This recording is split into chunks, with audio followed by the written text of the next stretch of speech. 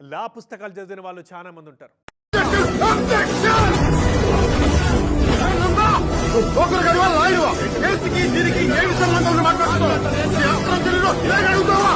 కానీ న్యాయం కోసం కొట్లాడేటోళ్ళు కొద్ది మందే యువర్ ఆనర్, కొద్ది మందే.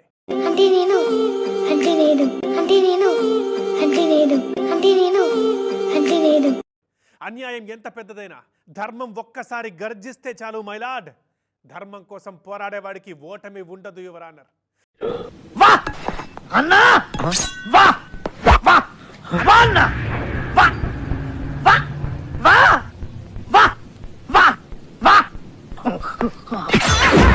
నిజం పక్కన నిలబడితే చట్టమే కవచంగా మారుతుంది అని నిరూపించడానికే వచ్చాను కోర్టుకి మైలాడ్.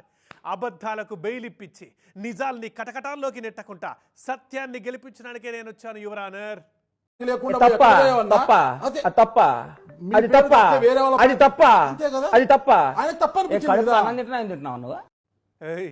ఏంది ఈ సినిమా డైలాగులు ఏంది, ఆ ఆవేశం ఏంది అని అనుకుంటున్నారా? అరే బెంగాల్ మాజీ సీఎం మమతక్క కోర్టుల వకీలై ఇట్లనే వాదించింది, మరి మీరే చూడుర్రి. తెల్లశీర కడితే లీడర్ను, అదే నల్లకోట వేస్తే ప్లీడర్ను, బోత్ ఆర్ నాట్ సేమ్ అనిపించింది కదా బెంగాల్ మాజీ సీఎం మమతా దీది. నువ్వు అలా డిస్కరేజ్ చేయొద్దు, వచ్చాననుకో అక్కడికి. No discourage I am talking about you. First నుంచి కూడా అందరిని వెక్కిరించిన అలవాటు, ఫస్ట్ అది మానుకో, అర్థమైందా? సీఎం కుర్చీలకెళ్ళి దిగిపోగానే బీర్వాల మడతపెట్టి పెట్టిన వకీల్ కోర్టును బయటకు తీసి వకీలమ్మ అయిపోయింది. నల్లకోట వేసుకొని కోల్కతా హైకోర్టుకు హాజరుపడ్డది. మొన్నట్ల బెంగాల్ ఓట్లప్పుడు రాష్ట్రంలో శానా జాగాల లొల్లులు, కొట్లాటలు, ఆస్తులు తలగబెట్టుడు అసలు శానా అయినాయి కదా. ఇక ఆ లొల్లుల మీద హైకోర్టులో పిటిషన్ వేసిరు. తృణమూల్ కాంగ్రెస్ పార్టీ లీడర్ల మీద కేసులయ్యే వరకు మమతా దీదీనే మడిమ దిప్పను, మావోళ్లను జైల్లో పోనీయనని వకీలై కోర్టుకు వచ్చింది.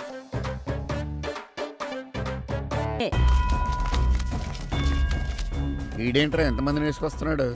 ఇక మమతక్క కోర్టుకు వచ్చే వరకు అందరి కెమెరాలు సూపులు అక్క మీదకే పోయినాయి. కాలు పెట్ట సందు లేకుండా జనం వచ్చిరు. ఇక అక్క కోర్టులో ఏం వాదిస్తుంది, ఏం సాక్ష్యాలు చూపిస్తుందని మస్తు టెన్షన్ పడ్డారు. కానీ మమతక్క ఎప్పట్లెక్కనే షాకులసంటి మాటలతోటి వాదనలు చేసింది. మా పార్టీ లీడర్ల మీద ఫిక్షన్ల కేసులు పెట్టిరని సెక్షన్లు చెప్పుకుంటూ వాదించింది. మమ్మల్ని లక్ష్యంగా చేసుకొని కేసులు పెట్టిరు యువర్ ఆనర్, ఇగోరి సాక్ష్యాలు అని సాక్ష్యాలు కోర్టుకు అప్పచెప్పింది. చిన్నప్పుడు స్కూల్లో చదువుకున్న పద్యం యాదకొస్తున్నా సరే వాళ్ళ కర్మణ్యే వాదికా రస్యం చాణక్యం అమాయకమిర్కించం. శాంతి భద్రతలను కాపాడడమే మా ధ్యేయం. తప్పు చేసిన వాళ్ళు ఎవరైనా సరే శిక్ష అనుభవించాల్సిందే. మా పార్టీ కార్యకర్తలు, లీడర్లకే కాదు బాధితులందరికీ న్యాయం జరగాలని నేను ఇలా గౌరవ కోర్టుకు వచ్చి వాదిస్తున్న మై లార్డ్ అని వాదించింది. ఇచ్చేయండి సార్, బెయిల్ ఇచ్చేయండి. బెయిల్ అంటే ఇవ్వండి రా, బెయిల్ అంటే ఇవ్వండి, లాయర్ గారు చెప్తున్నారు కదా. మమతాకి ఇట్లా వకీలమ్మాయి కేసు వాదించే వరకు ఓడిపోయి మొఖాలు వాడిపోయినట్టున్న టీఎంసీ లీడర్లకు, కార్యకర్తలకు కుంజిచ్చినట్టు అయిపోయింది. మమతక్క తెగువ చూసి మళ్ళా టీఎంసీలో కొత్త ఆశలు ఎగురు పెట్టినాయట. అంటే ఇక మమతక్క ప్రతిపక్ష లీడర్గానే కాకుండా వకీలుగా కూడా 5 ఏళ్ళు ఇక రికామ్ లేకుండా ఉండొచ్చు అన్నట్టు. నాకు భయం అవుతుందిరా. ఏమైతుందన్నా? భయం అవుతుందా? Wow, what a cute fellow. అధికార పార్టీలకు, ప్రతిపక్షంలకు అయ్యే కేసుల్లో పేరు అయిన పేద వకీళ్ళకి ఇచ్చే కోట్ల రూపాయల ఫీజులు కూడా లేకుండా అయినట్టే. బాగుందనా? నిజం బాగుంది, బాగుందనా అంటే. కానీ ఆత్మనిర్భర్ భారత్ అని మోడీ సార్ చెప్పిందని తూచా తప్పకుండా పాటించి ఆత్మనిర్భరంగా సొంతంగానే కేసు వాదిస్తున్న చూడు దీది అని అంటున్నారు రాజకీయాలు మాట్లాడుకునేటోళ్ళు. చెప్పరా నీ వల్లనే మామ, నా వల్లనే నీకు ప్రాబ్లం అవుతుందంటే వెళ్ళిపోతారా ఇడికెచ్చి.